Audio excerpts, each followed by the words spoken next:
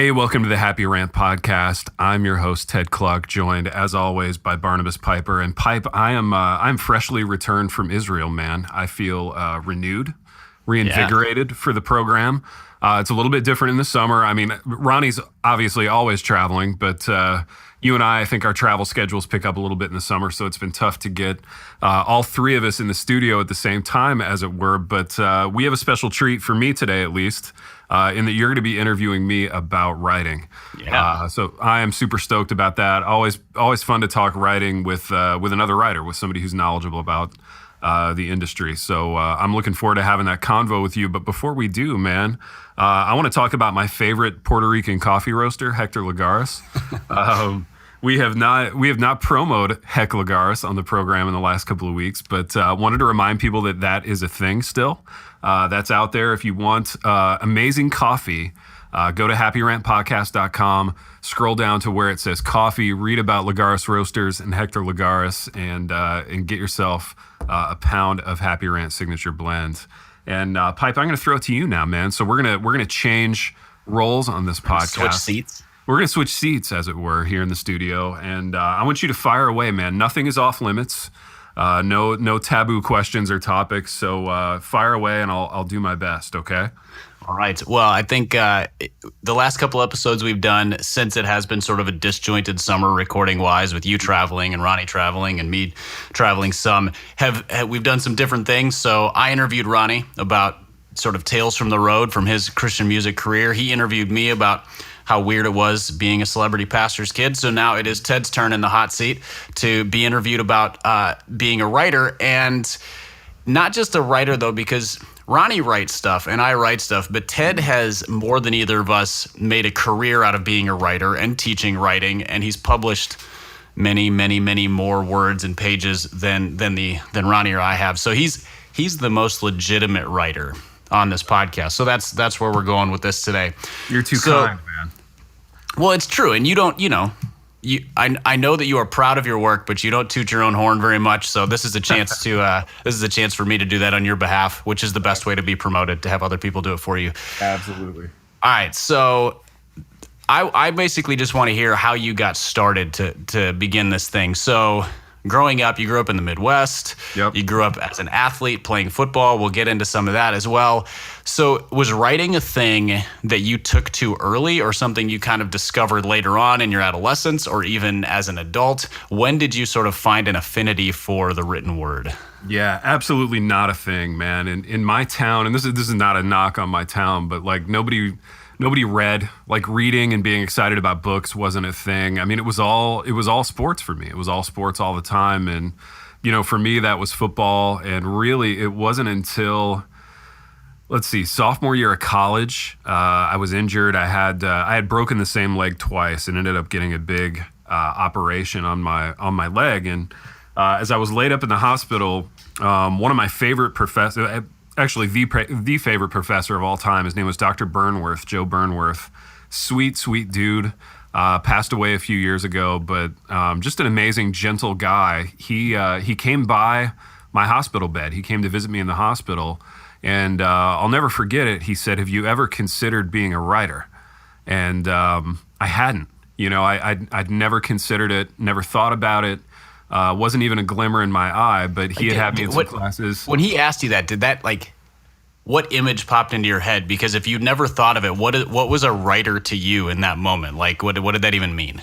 Dude, I didn't even know. It was honestly, Pipe, it was this douche on our campus who, referred to himself by like his whole name and then the third at the end, and he wore like scarves over t-shirts. That's what I thought it meant to be a writer, like. That sounds a lot like East Nashville, actually. Yeah, oh, exactly. It was like, this guy was straight out of Central Nashville casting, but, fancied himself a writer, talked about how he's a writer, and that was my only experience with it. So it was a real turnoff. But I will say this about growing up. I did grow up in a household that loved books. My mom was always reading. My dad, he was a pilot, so often when he would come back from trips from the road, he would bring me a book, and I always read like football books, football biographies. And when I was in probably middle school, he came back from a trip and he had with him George Plimpton's book Paper Lion, which was kind of a landmark book in the world of kind of melding literature and sports. So Plimpton was a literary figure, kind of infiltrated the world of sports and wrote really beautifully about it. All of which I had no idea about. I just thought, great, another football book. But yeah, read it, loved it. Ended up reading Paper Lion every fall, probably for the rest of my life. I still read it in the fall just because it gives me kind of warm, nostalgic vibes about my dad and about the sport. So, even unbeknownst to me, I was reading some good stuff back then. And really it was, so after I got hurt, after I thought I'd never play football again, I kind of went into my like angsty putting distance between myself and the football persona phase, in which I started like, growing the hair out and kind of channeling like Soundgarden in my personal aesthetic, with the flannel shirts and the work boots. Yeah, and rest in peace. Yeah, I know, man. I know. Oh yeah. Yeah. But that's when I met KK. That's when I met my wife. And, she was very smart, very literate, kind of a hot little 90s theater girl motif going on for her. And she read great books and read my writing and encouraged me to do it. And that was really the first time that I thought, this could be the way that I communicate with the world. Now that it feels like sports and football is winding down, this could be the thing. And I just kind of went for it. I just went crazy after it. I started reading a ton. I kind of took all of that, rage and freakish work ethic that I channeled into football and just threw it into writing and read a whole bunch and started to write a whole bunch, and then things started to pop. What were you writing then? Because it's always interesting to see where people start, because usually it's pretty crappy. Dude, yeah, okay. Without a doubt, it was crappy. Without a doubt, it was so crappy. So the very first time I ever remember seeing KK, my wife, she was a senior. I was a sophomore, and she was in this like readers theater group. And I had to go and see one of these things like for extra credit for a class. And I didn't know her. I didn't know what readers theater was. I just knew I was going to show up, sign the little clipboard, and then leave as soon as they turned the lights out. Like that was my plan. And I showed up to this thing. It was in the theater at Taylor. And the lights went down. I signed the clipboard. But then I saw this super hot girl in a red velvet dress. And I thought, yeah, I'm going to give this thing a few minutes. Maybe stick this one out. Yeah, I'm going to stick this one out. I'm going to stick it out. I'm a man of integrity. I don't want to sign for the extra credit if I don't plan to stay. So I stayed and I checked it out. And it was poetry. It was actually Carl Sandburg's poetry. And not only did I think she was great, but I thought the poetry was so cool that I went and like checked out this guy's collected works that night from the library. And I'm somewhat ashamed to say that the first things I ever wrote and the first things I ever had published were poems.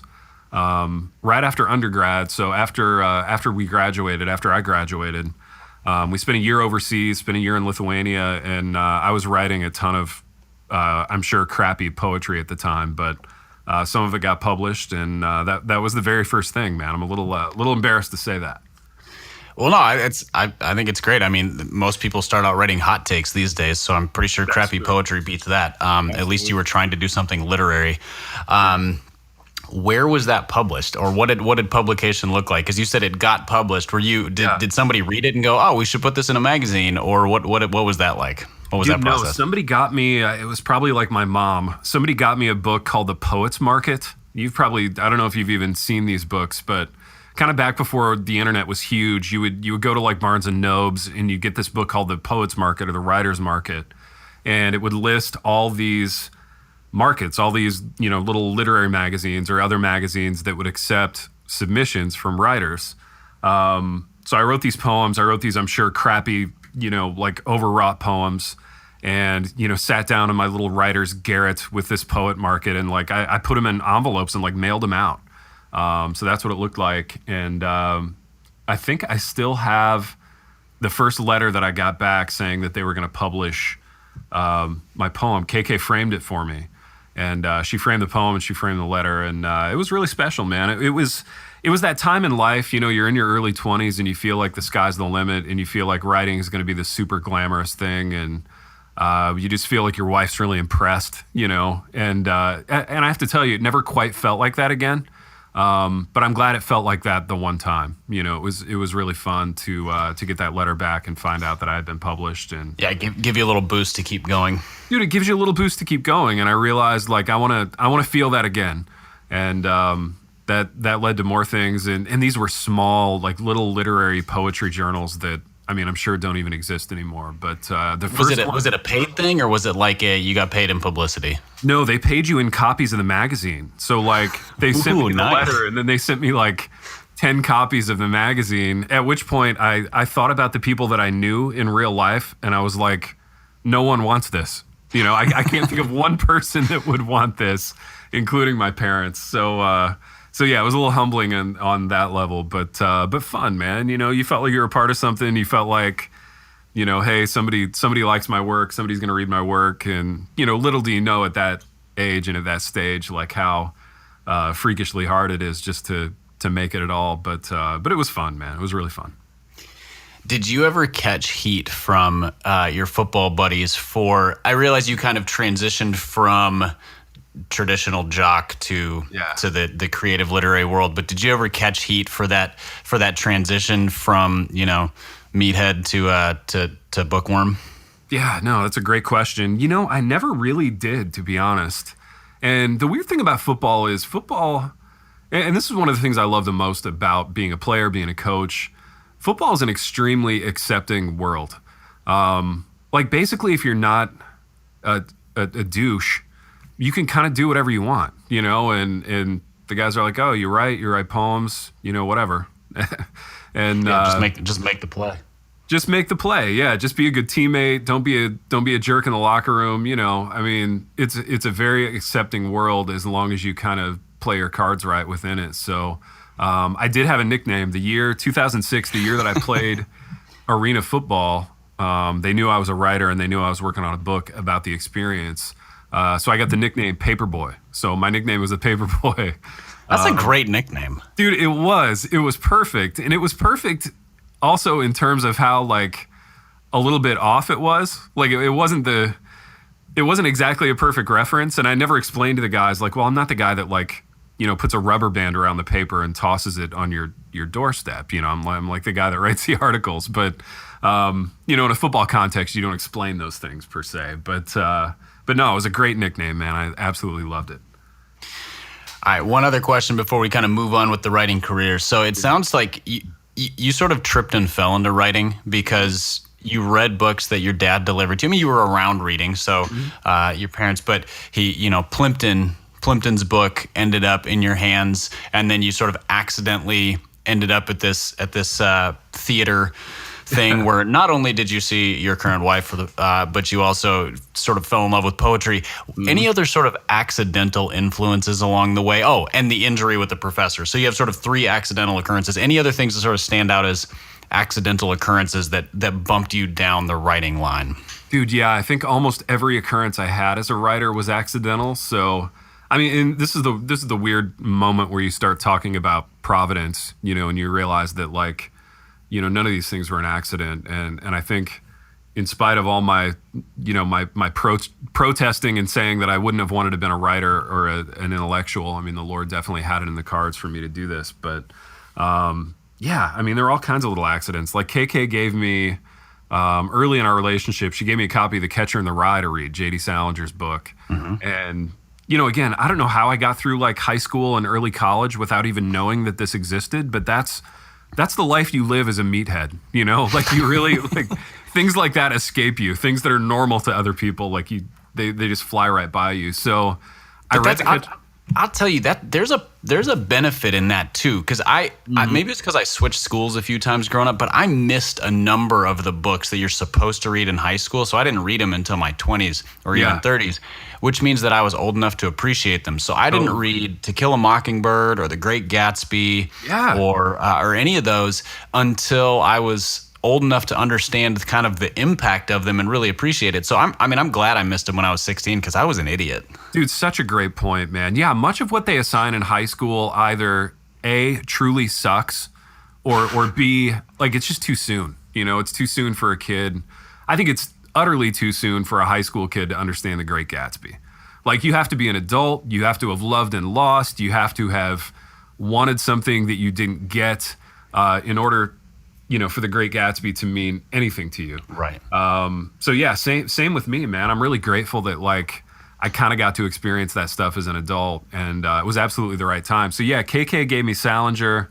That blew my mind. That was kind of the first time that I realized that like writers could have swagger. That style was a thing. That style was a part of the whole thing. And then later, somebody gave me my first David Foster Wallace book. It was actually a guy who I ended up, this is leaping ahead in the story, but a guy who I ended up like massively offending in one of the books that I wrote with Kevin DeYoung. So he probably wouldn't even speak to me if I saw him on the street. But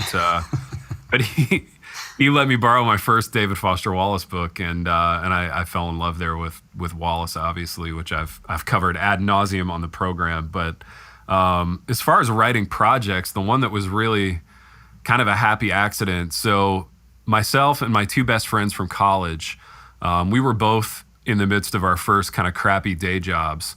And I was a junk mail copywriter. And, one of them was working in DC. He was one of these just, douchebags in a suit that you see walking around Washington, DC. He was that guy. And I think you just offended our entire capital city. Yeah, it's okay, man. They know. That's all right. They know what they are. I don't mean that as a pejorative. You know what I mean? I love this guy. I mean douchebag in the nicest sense possible. Dude, I do. I mean, you're all riled up. You're all idealistic. Your parents have some money. You're going to go out there and wear a suit and change the world. And God bless him, man. You know what I mean? So Right. He's this guy. And the third guy was in seminary. So this was back when The Onion didn't have any sports content. So The Onion, the satire thing, we were all huge fans of it. And they didn't have any sports content. So we decided we would start a sports satire e-zine. So we started a thing called The Field Judge, satire for the discerning sports fan. 3 articles, just sent it out once a week via email. There were no graphics or anything. It was extremely lo-fi. But we compiled a pretty big subscriber base for it. And then I just started spamming everybody with it. ESPN and SI and Fox. And, back when the economy was good, back when ESPN was like just collecting freelance writers. Right. They hit me back and they said, do you want to start doing some writing for the magazine? So that was really the big break. But even that, I mean, it was a happy, stupid accident. Of all the people around the world who were probably spamming ESPN at the time, they picked our thing, which was just huge. And was that when you first got paid for your own work? Obviously, you were a copywriter, so you were getting paid to write stuff, but that doesn't really count. Right, exactly. Although I will say that's another sort of happy accident, because it's a good way to just sort of learn how to put words in a proper form, dude. which Absolutely. is really good practice. I mean, being able to write somebody else's content is good practice for yourself. Oh, absolutely. And as much as I hated that job, it was amazing practice. Because I was working with words every day. Which is a huge privilege. And so that was a good thing. The ESPN deal. Yeah, I think that was the first time. It probably was the first time that I got paid like significant money to write stuff that was mine. Right. Before that, I had been, because I realized I wanted to be a writer, so I was looking for opportunities, and I had this gig with a boxing website that was great. They would get me credentialed to all the fights that I wanted to go see or that I could go see. So I would get these ringside, press credentialed seats at all these fights, and just write fight reports and interviews and features. And, that was actually one of the funnest writing jobs I ever had. It didn't pay anything, but, I got credentialed to go to all these fights, and it was kind of my entree into the world of boxing. So it was a blast. And how did you get into that? Because, I mean, so you said you were writing for this site. Did you just reach out to him, or was it through the sports satire thing? What was that connection? No, I just reached out to him because I loved boxing, and I'd been reading all these books, and it occurred to me that like a lot of the literary books about sports were about boxing. So a lot of the best sports books were boxing books.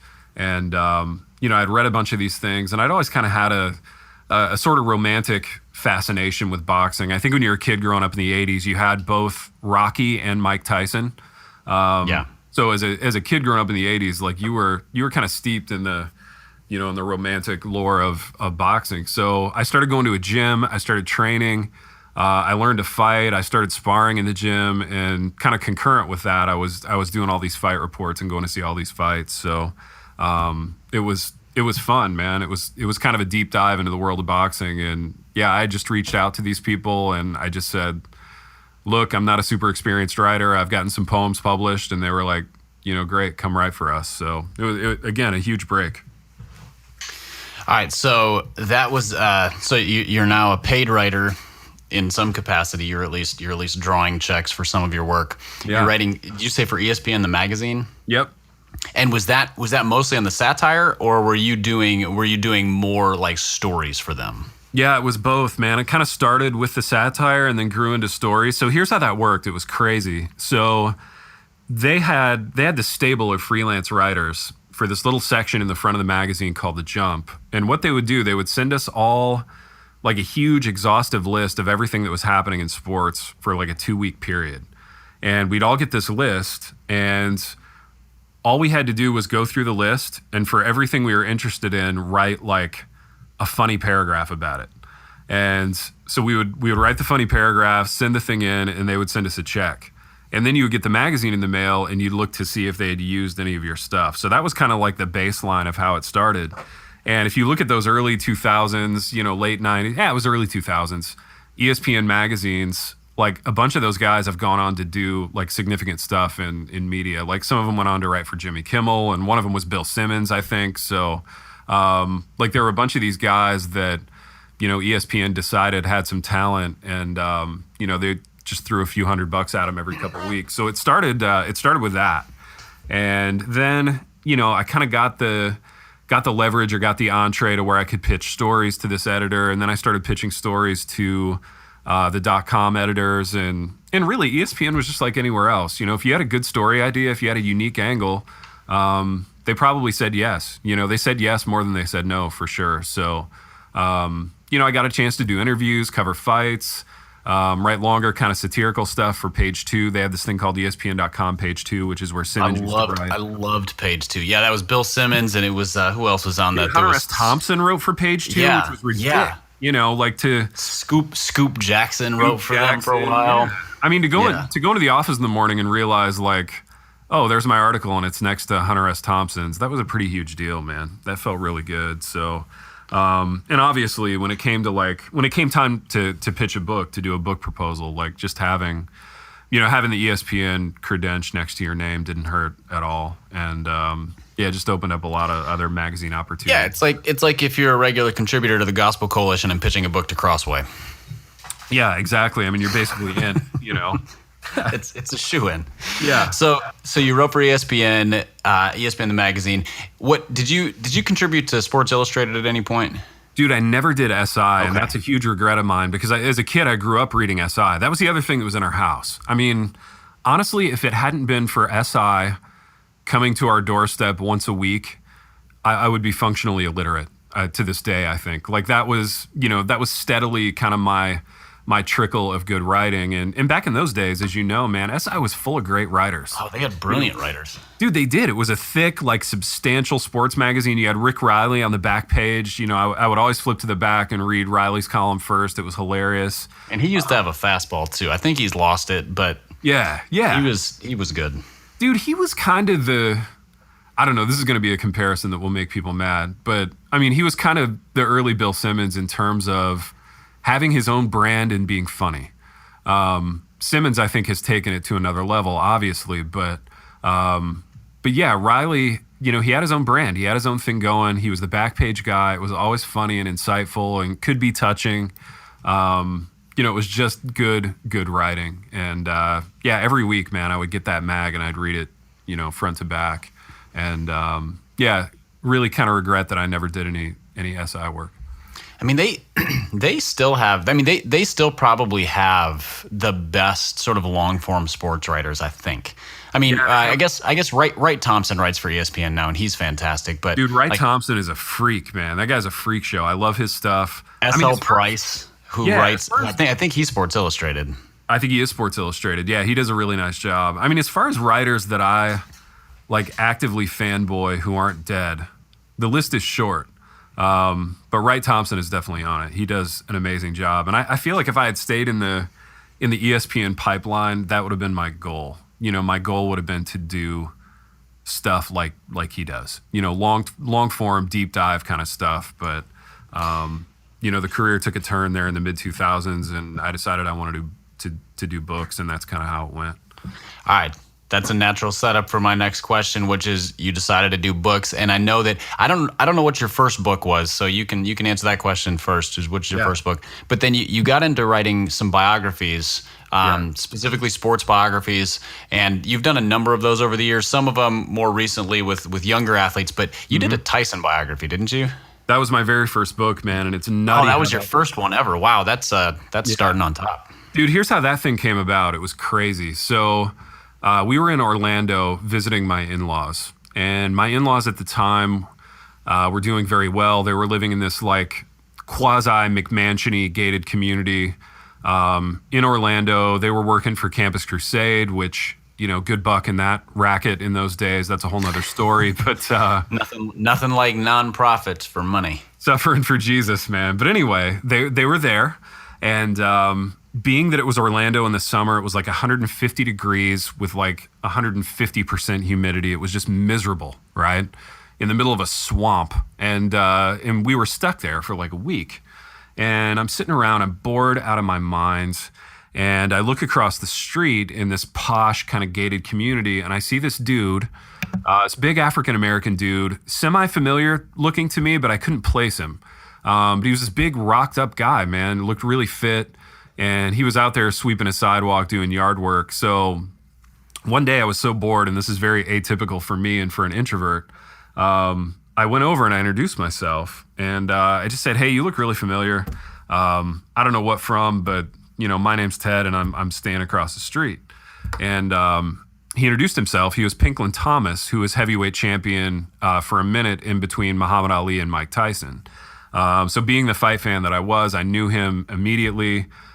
We started talking boxing. We ended up playing a lot of pool that week at his house, watching fight films.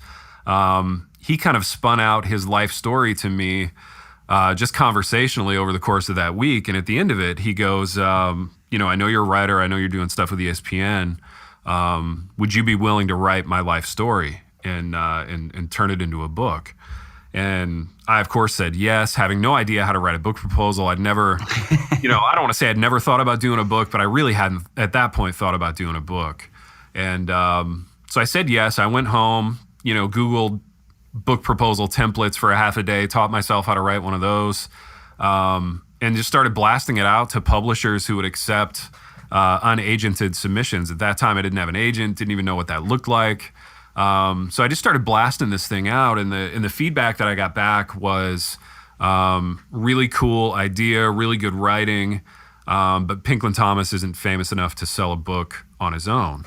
Can you frame this up differently somehow? So that's when I kind of came up with the whole Facing Tyson angle of what if we told the stories of 15 guys who fought Tyson, and every chapter is basically like a Wright Thompson-y long form kind of piece about a certain guy. So the way it came together was the Pinklin thing ended up being a chapter, and then I traveled all over the country to interview all these other guys that fought Mike, and it was to this day the most fun I've ever had as a writer. And to this day, if I was locked in a room with all my books and I had to pick one to read, it would be that one.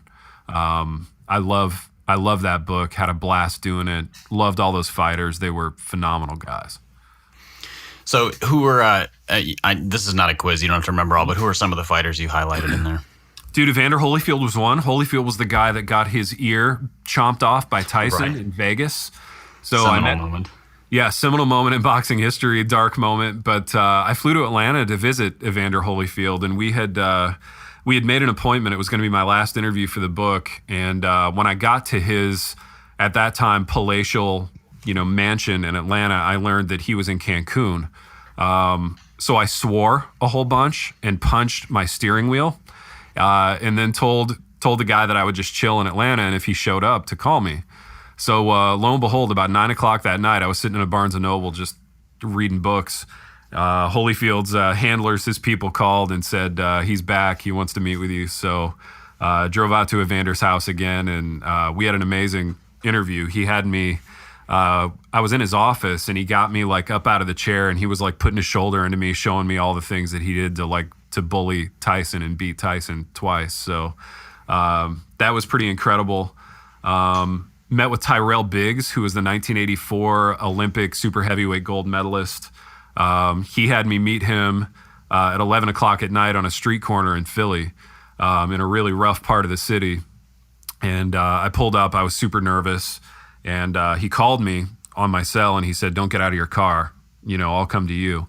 And, at this point, you're at the mercy of this guy. The guy's huge. He's a great fighter, lethal. I mean, he could have killed me and tossed my body in a dumpster and stolen my Nikes, and that would have been the end of that. But he was phenomenal, amazing guy. We ended up driving around his old neighborhood for hours. We ended up in this all-night Chinese place.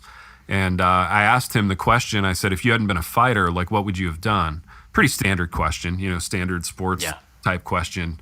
And he grabbed my notebook and my pen, and he started drawing, and he drew a little Fred Flintstone with a boxing glove on it. And he slid it back across the table, and he goes, I always wanted to be an artist. I would have been a cartoonist if I hadn't been a boxer. This huge, like, scarred up, tough looking dude. Just always wanted to be an artist. So, I mean, that was the kind of thing I ran into a lot in that book. There were a couple of guys who were still fighting. So I actually got to be in the dressing room and walk to the ring with Tony Tubbs during one of his fights. That was pretty cool.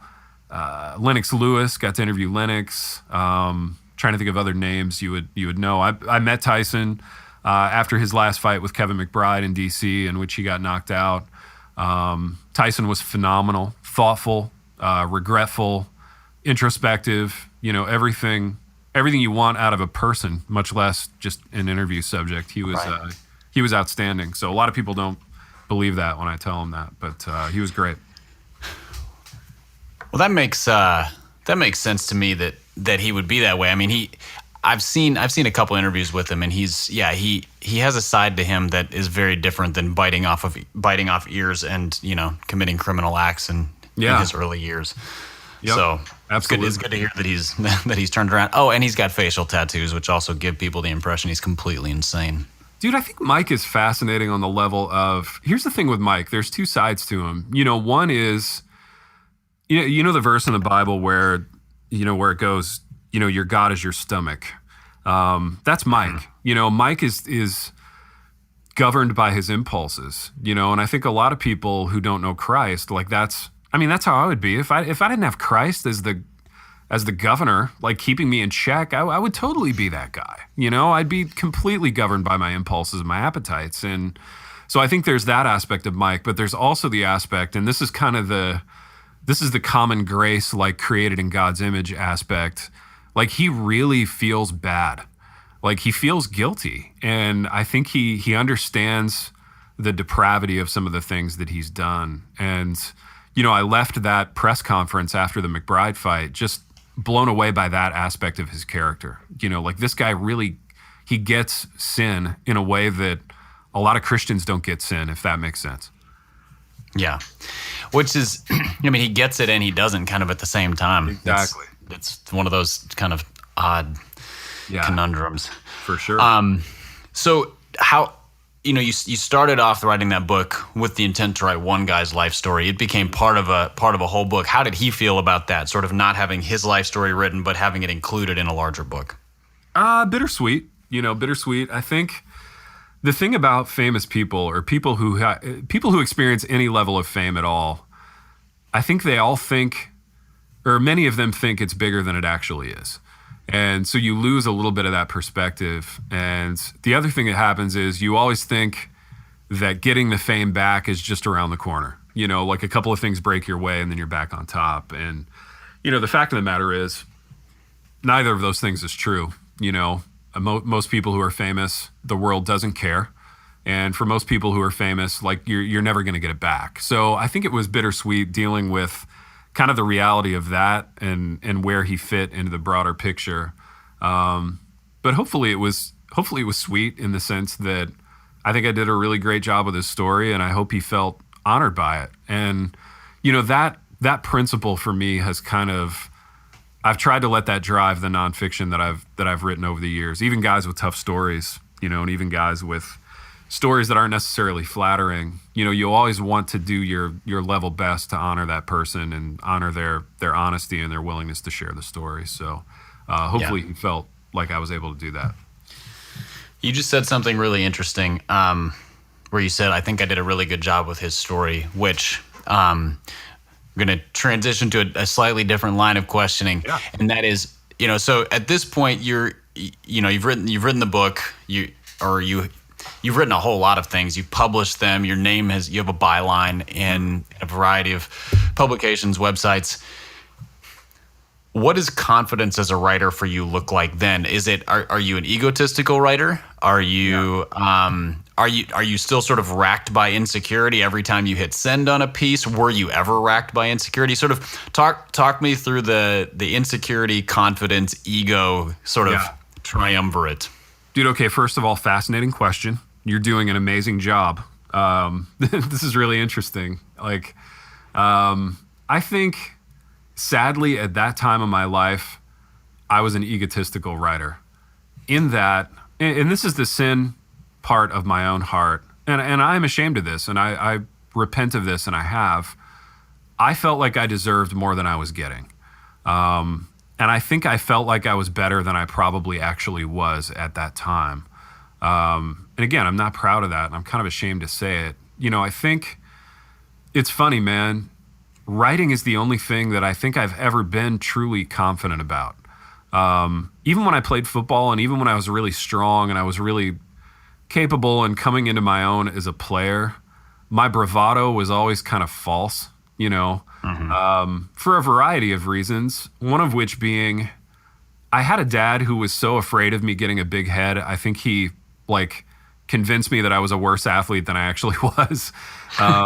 But his mortal fear in life was me being cocky and arrogant. So, mission accomplished on the football level. But sadly, I became cocky as a writer, and yet somehow you were still human after all that.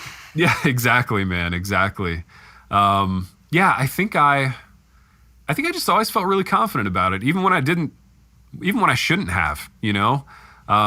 So I felt like I was putting out quality stuff, and part of that is that a perk for a writer, feeling confident even when you shouldn't be? I think it was a perk in that I know a lot of writers who don't feel that way. Mm-hmm. The place that my insecurity came in was, it was not related to the work that I was producing. It was related to, I always felt like, man, I'm not making enough money. I'm not doing well enough. Other people are getting more than me. That's where sort of the torment came in for me as a writer. But at very few points did I feel actually sheepish about what I was producing. I think I always felt pretty confident about that. Ironically, as I've gotten older, as I've gotten broken and humbled and repented of a lot of that, I probably feel a little bit less confident in my writing now, but I also think my writing is probably quantifiably better than it was back then, if that makes sense. But the Lord has me in a place of, reading other great writers and being exposed to great things all the time and realizing, I am good. At the end of the day, I know I'm good, Pipe. I know I'm capable of doing great work. But at the end of the day, I also realize there are a lot of other people who do great work too. Yeah. And that's okay. And that's even something that I can congratulate them on and celebrate and feel good about. And that's all the Lord. So would it be fair to say that confidence for you now looks like sort of you recognize your ability, but there's not a need to compare to other people's work? I think so, man. And I truly, all kidding aside and all irony and sarcasm aside, I'm so thankful for that, because it's allowed me to really enjoy other people's work. And I think in the past, when I read somebody's work, especially a peer, like somebody who was our age, and it was good, I would feel threatened by it, and I couldn't enjoy it and I couldn't reap the benefit of it. Whereas now, by God's grace, that's an experience that I get to have, and I get to enjoy other people's work, and it's really fun, man. Well, I appreciate that answer. I asked that because I think it's sort of, I've never struggled with real insecurity as a writer, with the exception of, I am afraid to write certain genres. I'm terrified of fiction, and I would be afraid to publish poetry. I'm not afraid to write it. I'm afraid to publish it. Yeah. So I should have been afraid to publish it, actually. That's a good impulse.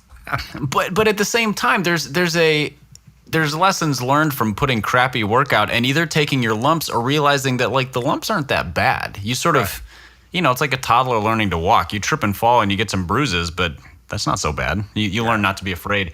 I feel like there's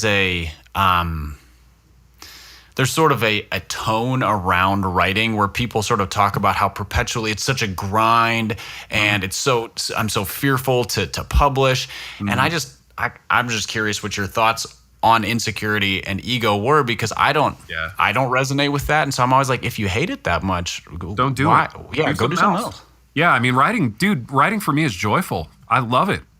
Like, I love nothing more than a quiet office and time to like make sentences and paragraphs and stories. It truly brings me joy. So yeah, I haven't had that angsty, tortured experience of, I'm so insecure about this. And I think people who have that, and I'm going to paint with a broad brush here, so feel free to disagree or push back. I think people that feel that are more in love with the idea of being a writer than the actual act of writing itself. Yeah. Yeah, I think that the title writer is something that sounds, refined, sexy, so there's some sort of savant, whereas the act of writing it's just like any other job that somebody can be good at. You can do it with excellence and you can find joy in it, or it can be a total grind if it's not for you. Totally. And there are aspects of it, and you know this as a working writer. I mean, there are aspects of it that are a grind. Don't get me wrong, it hasn't all been ice cream and puppy dogs, but at the end of the day, I would rather do this than any other thing, which is why I'm doing this. Right. So it was a pretty easy choice, even though it hasn't always been great financially, even though it has been a grind working with certain people or whatever. At the end of the day, it's been a pretty good thing. Yeah, no, I appreciate those answers. All right, I want to take another slight turn. So you started writing books. The Tyson book was your first. You said at this point it would still be the first one you would pick up to read, sort of your favorite work. Yep. But at some point you transitioned from writing sports into writing Christian nonfiction, which is a pivot. How did that come about? And well, first, what was your first Christian book? Was the first one you did the one with Kevin DeYoung? Yeah, it was called Why We're Not Emergent by two guys who should be with the now famous KDY. So yes, we can talk about that too. But so for listeners on the younger end of things, at one point, a decade ago, the emergent church was a rising sort of ranging between heretical and semi-heretical version of church that essentially sort of it took the heart out of the gospel. It was sort of a retake on classic liberal theology, and it sort of decentralized the church, and everybody's experiences made up our story of truth as opposed to an actual story of truth. And you and Kevin DeYoung, who at that point was just some pastor, wrote a book in response to it. So tell me how that came about, both how you two met and then how that book came about in the midst of that sort of theological fervor. Dude, yeah, it's nutty. I mean, you talk about little accidents and providence and all that. So we were living in Lansing, Michigan at the time. I was writing for ESPN. I was doing these sports books. We were barely making it financially. KK was working some. So that was us at the time. And the pastor at the church we were going to, that we had been going to for not very long, had a stroke. He was old. He was great. And his replacement was KDY.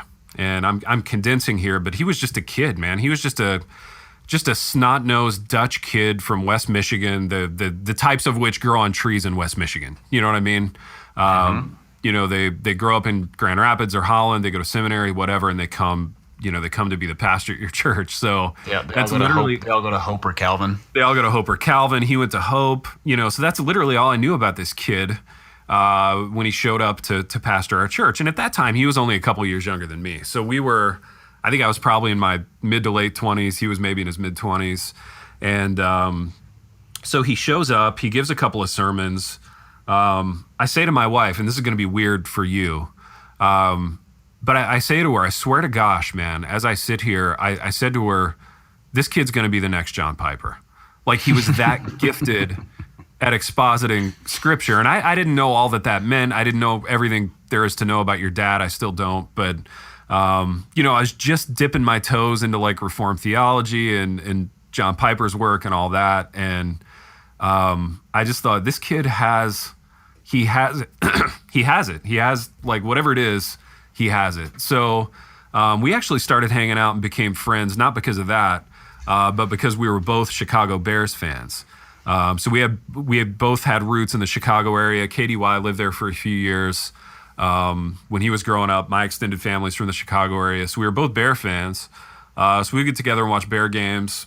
Right around that time, the emergent church movement, which you explained really well, was starting to kind of hit our church. And our church was neighbors with a college campus. We had a lot of college kids who were reading like Brian McLaren and Rob Bell and thinking it was cool, basically. And I think because KK and I were young and because I had, I don't know, the hipster glasses and the long hair or whatever, these kids would give me these books and they'd be like, Kluck, you would love this. Like, this is awesome. And so I start reading these Rob Bell books and these Brian McLaren books, and I'm underlining like a madman, like things that don't make sense. And I'm not a theologian. I never have been. Might have been easier to underline the stuff that did make sense. Dude, seriously, it would have been in retrospect. So I'm underlining all this stuff, and I go to KDY, and I'm like, dude, you're the theologian. You're the guy that's been to seminary. Like, look at this stuff that I've underlined and tell me if this makes sense to you or not. Like, is there something I'm not seeing? Like, I still think of myself as a meathead, and I'm like, at that time, I was like, wow, if Zondervan's putting this out, it must be good. It can't be heresy if they're putting it out, which I was dead wrong on that. But so I give the book to KDY. He's like, no, this is trash. You're right. And I think, I don't remember honestly if it was him or me, but we decided to do a book together that would be kind of half theology, half journalism, half man on the street, half kind of academic debunking of the emergent church. And we did it. And we ended up getting it placed with Moody. They loved it. They put it out. And then they put out another book called Why We Love the Church, which was basically the same book, just with new words because they wanted to capitalize on the success of the first book. So that's how those two came about. And then you can answer this however you want. So since that time, Kevin DeYoung has continued to pastor. As of a couple months ago, announced that he was taking a church in North Carolina, moving from Michigan, but he was in Michigan for 10, 12 years. Yeah, at least. And he's sort of become, he's a main stage speaker at a lot of these Reformed conferences we poke fun at and take shots at. and you have continued as a writer and as a teacher, and you have a great career, but it took a different path than his. Yeah. Do you think that's primarily because he had a pulpit and so he was regularly preaching, he could be heard, podcasted, whatever? What was it that, or is it just that the Reformed crowd respects the theologian, not the journalist? What was it that sort of drew him to that place and you to where you are? Not to say that you've gone opposite directions, just different directions.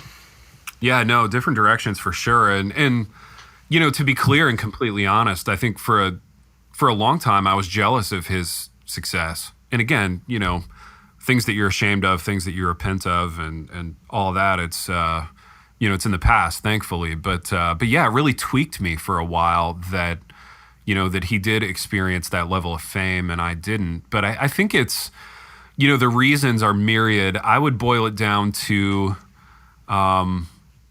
nobody gets famous by accident. And I don't think KDY would disagree with this. He hopped on the blogosphere train early in all that. And I remember a marketing guy at Moody saying, you have to blog every day. And, my thought was, what if I don't have something to say every day? But KDY jumped on it, man. I mean, God bless him. He got on the blog and he blogged every day. So he built a following that way. He built a following by being really talented. He's really good in the pulpit. So I think people resonated with that. The other kind of like perfect storm ingredient that got him famous was, I just think the emergent church was really good from a marketing standpoint for guys like KDY and Jared Wilson and other guys like that. It was really exciting to have something to be against. And, from a marketing standpoint, like you can't beat that energy, So I think the Young Reform movement kind of has the emergent church movement to thank in that it kind of catapulted all of those guys to a level of like interest and prominence that they wouldn't have had otherwise. People wouldn't have just naturally gotten interested in Reformed theology unless it was the inverse of the emergent church. You know what I mean? Yeah, it was like a tiny little mini Reformation, sort of taking a stand against this threat to the church. Absolutely. People love that. They love that energy. They love the blogosphere. They loved all the conflict. Dude, 10 years ago, 8 years ago, the blogosphere was like reality TV for Christians. I mean, it was must-see television, man. You had guys like slinging crap at each other all the time online, man, and it was exciting for a certain kind of person. So, I don't know. That's not to take anything away from anybody, but I think, those ingredients kind of got him to where he is. But, I'll end it by saying this. He is a super gifted dude, great ministry, was a great pastor to us. We love the guy. And even though we've kind of gone our separate ways and we don't necessarily hang or talk that much anymore, like I have huge, respect and good feelings toward him. So, good dude. All right. You mentioned something earlier where you were talking about how, you were living in Lansing at the time. You were kind of struggling to make it. KK was working. I know that I think when we had connected the first time, this has just been a few years ago, you were teaching part-time. I think you were working, like you were waking up at like 3 a.m. to go sling boxes at UPS and then writing. Yeah. And so like you were doing the full-on hustle so I think a lot of times people think of that as like, oh, you do that in your 20s and then you get established and then you're successful. You're doing this as a married father to make a way for you to write, I think. Is that what was behind all that hustle? Because writing was the thing you wanted to invest in, so you were doing these other things to be able to do that? That's exactly right, man. And as you know, I mean, it was very up and down. Like I had some hugely successful moments in my 20s and then dips and then more peaks financially. Like, you never really, I think with the exception of a very select few people, you never really make it as a writer. I mean, you're always in the process of making it or in the process of getting by or paying bills or whatever. So yeah, when you first met me, man, when we started doing the show with Trogs, I got my MFA. I was teaching, I was adjuncting, but I wasn't teaching full time. So I didn't have the stability that I have now. And I was still writing. I was ghostwriting. I was doing books. I was doing whatever kind of paying projects I could get. And honestly, it wasn't a great time. It wasn't a great time for us financially. And shortly after that, the job here at Union popped, and we moved down here, and we've loved it. So. And I was late to the game in grad school. I came very late to that party. Again, I think it was a combination of just not liking school. Like I didn't like school as an undergrad. And also I never thought of myself as an academic. I never thought of myself as the kind of guy who would go to grad school at all. But I went very late in the game. I loved it. And then I had this credential to teach full time and to get the kind of job that I have now, which I absolutely love. So it was a very circuitous route. It definitely was not I'm 19 years old and I have my whole life planned out and it's worked out that way. It was the opposite of that. But it's been good. Welcome to the life of a writer, a creative person, especially if you're trying to make a career out of it. I mean, I have had a full-time job the entire time I've written anything, so writing has always been on the side. Whereas for you have sought to make it a career. Yeah. So let's visit the MFA real quick because you're not on Twitter, but there is a Twitter account it's called A Guy in My MFA or something like that. Dude, basically, I've seen it. And honest to gosh, I go on Twitter sometimes just to look at that because it's so funny. Oh, it's hilarious. Yeah. So it's like a picture of a guy with like the knitted wool stocking cap and a scarf. And then it's just pretentious quotes including the word Kafka-esque and things like that. So I want you to describe your experience as an adult, not a fresh out of college, baby-faced kid in the MFA program, and sort of set the record straight on the benefits of such things. We had a really interesting conversation about this a few months ago where I have been chewing on it ever since because I, like you, hated school. I still hate school, but have considered going to get an advanced degree at some point. And that's the only one I've ever heard of based on your description that sounded possibly intriguing. So describe the experience. Dude, so I got an MFA in creative nonfiction. It was a blast. All right. It was an absolute blast. I think that's due to a couple of factors. One, I was older. So I just had kind of the confidence and self-awareness that comes from older age. Two, I had already written a bunch of books. So, dude, I'd done more books than any of my faculty members at my MFA. So, again, not that I was cocky. And I think by God's grace, he was starting to do some of the humbling kind of laying low of me before I went to the MFA, or else I would have been just insufferable. But yeah, I had some confidence. I was like, I've done this before. I'm really just here to get credentialed, and I'm gonna have fun, man. And I did. I went to all the classes. I never skipped anything. I went to even like a bunch of poetry stuff. So our program had a creative nonfiction track and a poetry track, and I would like crash the poetry classes at night and stuff. I was just like a sponge, man, and I enjoyed it. It felt like writing camp to me, and it was weird being there as a Christian. As a Christian in the fine arts, you're like the devil. You know what I mean? You're worse than the devil. You're like, people assume that you're an idiot. They assume that you're really stupid and that you're a bigot. And I think what was fun about the MFA was showing people that I wasn't stupid, that I could write, that I wasn't a bigoted jerk, and that not all Christians were bigoted jerks. So it was fun, man. I had a ball with it. Read a lot of great books. Had my eyes open to a lot of great authors and things that I didn't know were out there, and just enjoyed it, man. I enjoyed the workshops. Enjoyed the professors a lot, and I think I gained a lot from it, even though I had already kind of done the work that they were supposedly training us up to be able to do. And so that gave you the credential that puts you in the spot to be able to teach full time, which is what you moved down to Jackson, Tennessee to do, a year and a half ago, 2 years ago? Yeah, 2 years ago, man. I'll be starting year 3 is coming up here. So can't believe it, man. It's gone really fast. All right, so we're getting closer to landing the plane on this. The last couple questions I have for you, but just about teaching. So you're obviously, you still write. You did the screenplay for Silverdome, the Silverdome movie, which we've talked about on the podcast before. So you've kind of branched out into some different creative things, which again I find very cool because that sounds scary to me. But your full-time job is teaching in the communications department at Union. Yep. So what are your favorite things about teaching? Is that something you look at and you go, I'm going to teach for the rest of my life? Is it just a great chapter? What is your current favorite thing about teaching? And then how do you look ahead at it? Dude, Lord willing, I will teach here for the rest of my life. I love it here. I really like Jackson. I really like Union. I really like just the size and the ethos of the school that I'm at. So yeah, Lord willing, man, I don't see this as a stepping stone. I don't want to go anywhere else as of this moment.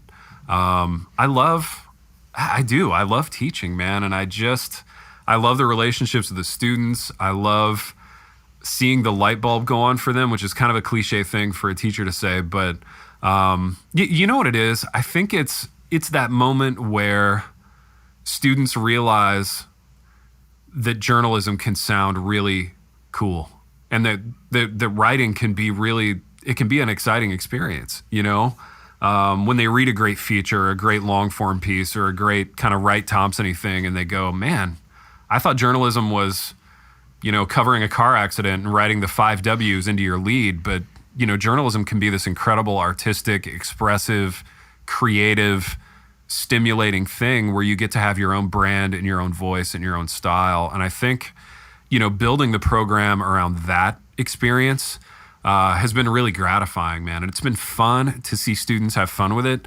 I mean, I tell my students, journalism isn't like, it's not like studying physics or biology. I don't know what that's like because I've never done it. But, we're trying to get people to develop as artists and to have joy in their work and to be stimulated by reading certain people. And, man, at the end of the day, if that's not fun, I don't know what is, man.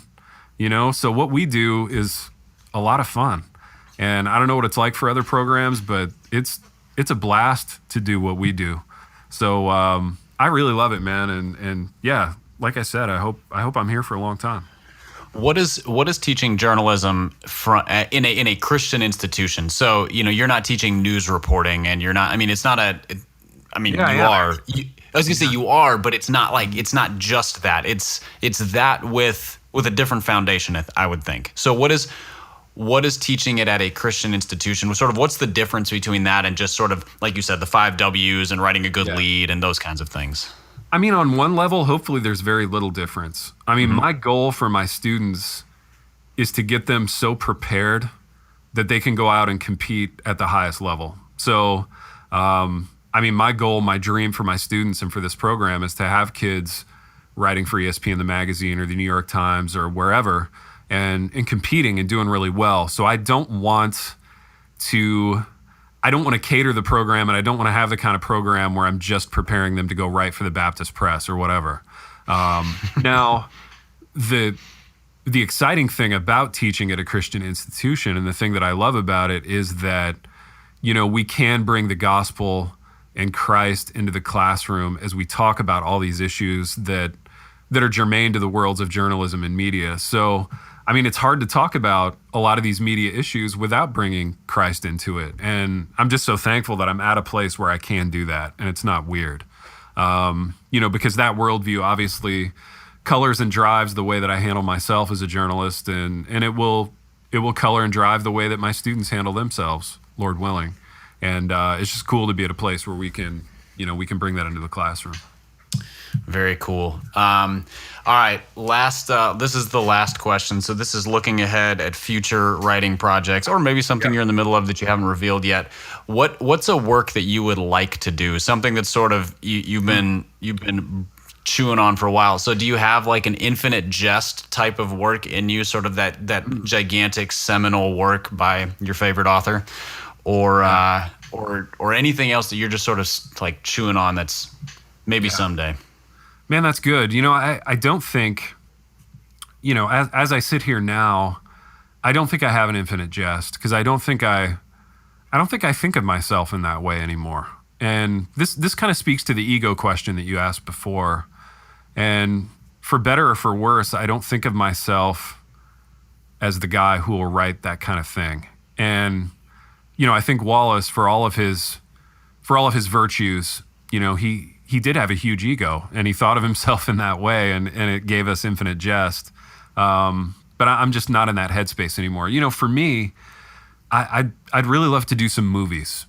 Creatively, I got a real buzz off of writing Silverdome and seeing that made, and it's made me want to do that again. So, Lord willing, we're in post-production now for Silverdome. Hopefully that continues to go well. We get a little distribution deal, and I'll be in a position to write some more movies. I think that would be fun for me. So hopefully it'll be that. I keep telling myself every summer, I say this is going to be the summer of poetry. And I start reading poetry, and I swear to the people in my life that I'm going to write some more poetry. It hasn't happened yet because I keep getting busy with, other paying gigs and movie treatments and graphic novels and stuff that I get paychecks for. But one of these days, I'd love to do a poetry book. I've never done anything more in poetry than get a few published poems, poems published here and there. But I'd like to do a little book, even if it's just a little chapbook of poetry. I think that'd be really fun. And then, what are you reading poetry-wise right now? You said you do it every summer. So I think when we talked on a few episodes ago, you mentioned one poetry book. Yeah. But what are you reading right now that you're enjoying? Dude, I'm still deep into Jim Harrison, man. That's who it was. Yeah. A Jim Harrison state of mind in terms of poetry. So I always veer toward Harrison. I veer toward Charles Bukowski when I'm feeling really dark, and then I have to repent of that and like, I don't know, give my soul a shower. But go read some Robert Frost just to make yourself feel better.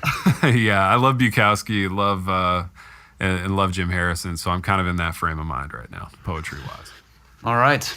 Well, I'm sure we could talk writing for forever, just like writing itself. But I think we'll probably land this thing because an hour and 5 minutes is plenty long for listeners. Thanks, Ted. I enjoyed the chat. Dude, thank you, man. This has been really fun, and those were tremendous questions. I mean, I don't know if you've had this experience, but you know, in the life cycle of a book, you and I have to do a fair amount of promotion, and we do a lot of interviews, a lot of print interviews and radio interviews, and these are the questions that I've always wished someone would ask me, but yes. it almost never happens. You know, how it usually happens is that somebody's like, "Tell me about your book," and you can tell that they've spent like 10 seconds with it before the show. Yeah, they have just found it on their desk. Exactly, they just found it. The producer for their radio show handed it to them. But no, man, these were terrific. I mean, these are the kind of answers that you feel honored by as an author. You know, you feel like it hasn't all been in vain if somebody's noticed enough to be able to ask you these kind of questions. So I appreciate that, man. This has been fun. And well, I'm sorry it took 2 years of podcasting before we got here. No, that's fine, man. Better late than never, for sure. And yeah, one of these days we'll get the three of us together again. So the whole group will be back together again. In theory, that's what I hear. Do you want to sign us off? I will sign us off, man. This has been the Happy Rant podcast. It's been a little bit different. But until next time, Rachel the Held Evans. The Happy Rant is brought to you by Resonate Recordings. If you go to resonaterecordings.com, you can see the full range of services they offer. So if you're considering starting a podcast, they are the ones we recommend going with. Again, go to resonaterecordings.com to see their prices, to connect with them and ask any questions, and to see what they can do to help you launch, edit, master, and improve your podcast. Again, go to resonaterecordings.com to see what they can do to help you launch and improve your podcast.